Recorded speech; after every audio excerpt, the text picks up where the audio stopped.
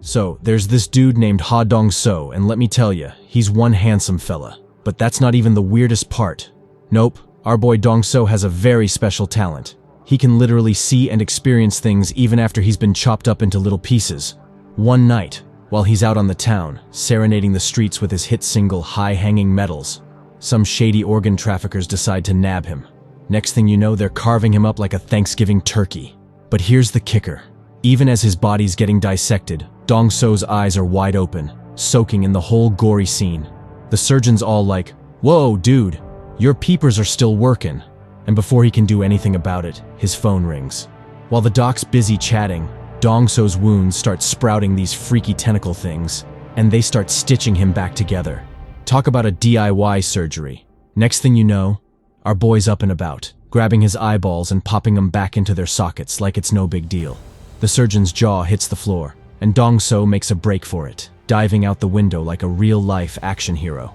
Fast forward a few months, and things get even weirder in this crazy city.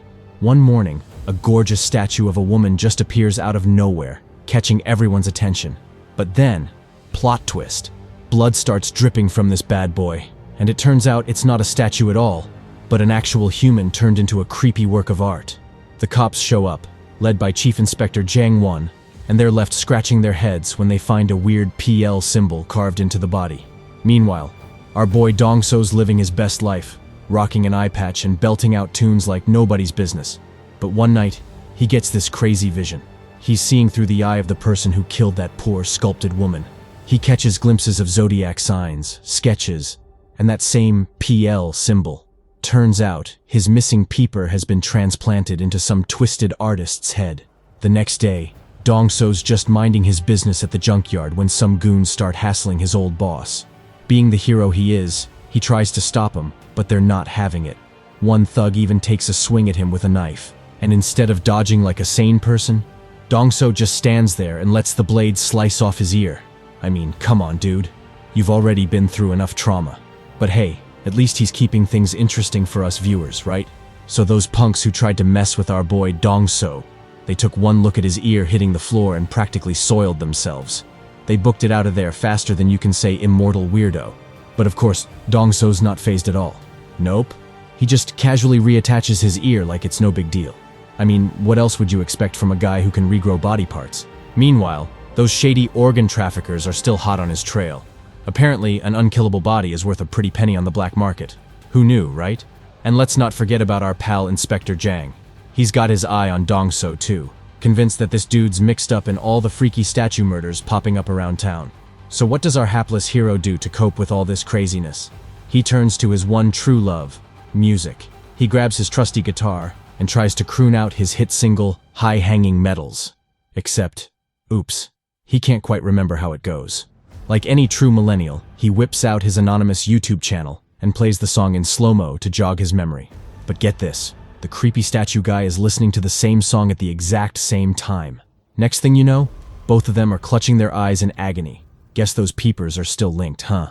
Fed up with all the weirdness, Dong-so decides to track down his missing eyeball once and for all. He heads back to the place where this whole mess started, the organ trafficker's lair. But of course, those goons recognize him right away and sound the alarms. Cue an over-the-top chase scene straight out of a cheesy action flick. Dong-so's dodging goons left and right, narrowly escaping with his life. That's when this random chick named Lisa pops up and actually slices his leg to see if the rumors are true. I kid you not, she just straight up shanks the dude to test his healing powers. And what do you know? Dong-so's wound seals up in the blink of an eye. The guy doesn't even flinch. He just books it out of there like it's no big deal. Meanwhile, we get a glimpse of the twisted artist behind all those grisly statue murders. Turns out, his sketchbook is full of designs for his next masterpieces. Creepy stuff, let me tell you. But the real kicker? The murderer is none other than some guy named Jin Seop, and he's got Dong-so's missing eyeball. So not only is he a deranged serial killer, but he's psychically linked to our immortal hero too. What are the odds? Just when you think it can't get any nuttier, we meet Lee Rang, Jin Seop's co-worker and not-so-secret admirer. Poor girl's got a crush on a psychopath. She's just minding her own business, jamming out to High-Hanging Metals on the bus, when bam! Another grisly statue pops up at her workplace. But here's the real kicker. Whenever Lee starts humming that catchy little tune, Jin Seop's stolen eyeball starts freaking out. Kyu Dong-so, getting visions of Lee at work, finally cluing him in that his former pal is the one behind the murders. So not only are Dong-so's eyes still connected, but they can telepathically spy on the killer just by hearing that stupid song. Like I said, this story keeps getting wilder by the minute. By night, Dong-so's getting an up-close and personal look at Jin Seop's deranged corpse art sketches. Dude's got some serious issues, let me tell ya. But hey, at least our immortal heroes finally got a lead to track down his missing peeper, right? Who knows what sort of insanity is coming next?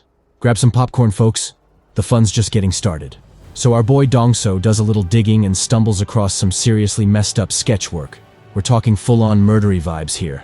Turns out, the sickos with his eyeball have been documenting their grisly art projects in terrifying detail. Can you even imagine the look on Dong-so's face when he put two and two together?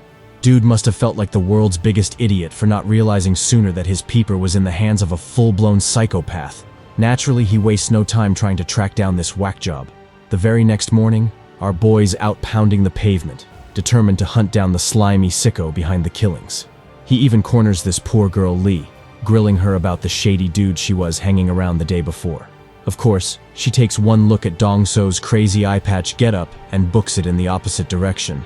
Can't really blame her, to be honest. He does look like a total creeper. Undeterred, our hero decides to get a little creative with his investigation tactics. He hunts down some horoscope expert and starts quizzing her about that freaky PL symbol the killer carved into his victims. Get this. Apparently, it's some kind of bad omen linked to the planet Pluto. As if things couldn't get any weirder, right? The quack even warns Dong-so that the dates of the recent murders line up, and there's another one coming on Christmas Day. Yeah, Merry freaking Christmas indeed. Meanwhile, poor Lee's none the wiser as she's getting hot and heavy with tall, dark, and deranged.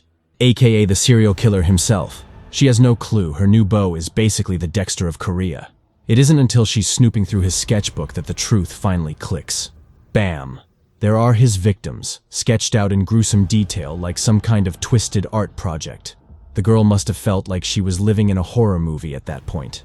Sure enough, come Christmas morning, the cops find another fresh sculpture out in the middle of nowhere. Except this time, Dong-so's there too, desperately trying to put the pieces together before it's too late. Of course, that's when the organ traffickers show up gunning for our boy. Nothing says season's greetings like a bunch of shady criminals chasing you down, am I right? Thankfully, Lisa comes swinging in like a real-life superhero to save the day. Turns out she's been doing some digging on Dong-so's condition too. Something about connects with regenerative abilities. Anyway, she whisks our hero off to safety, and they swap numbers, promising to join forces and take down the deranged artist once and for all. Like they're some kind of immortal crime-fighting duo straight out of a comic book. On the other side of the madness, Lee's old flame is busy trying to cover his murderous tracks. The girl rats him out to a co-worker, spilling all the gory details from his sketchbook. She even confronts the whack job mastermind himself in a climactic rooftop showdown. Just as she's about to unmask the monster she fell for, her dumb co-worker blows their cover by leaving his phone on. Brilliant move, buddy. Next thing you know, the chase is on, as the killer comes after them both. So there's our man Jin Seop, cool as a cucumber after slaughtering poor Lee and her nosy co-worker on that rooftop. But then Lee's phone rings, and of course it's blasting that dang, high-hanging metal song. Naturally, this sets off Jin Seop's stolen peeper, giving Dong-so a front-row seat to the grisly scene through one of his freaky psychic visions. The dude witnesses the whole deranged double homicide go down. Unfortunately, by the time our boy tracks the drama to the building, it's a total madhouse. Cops are swarming everywhere.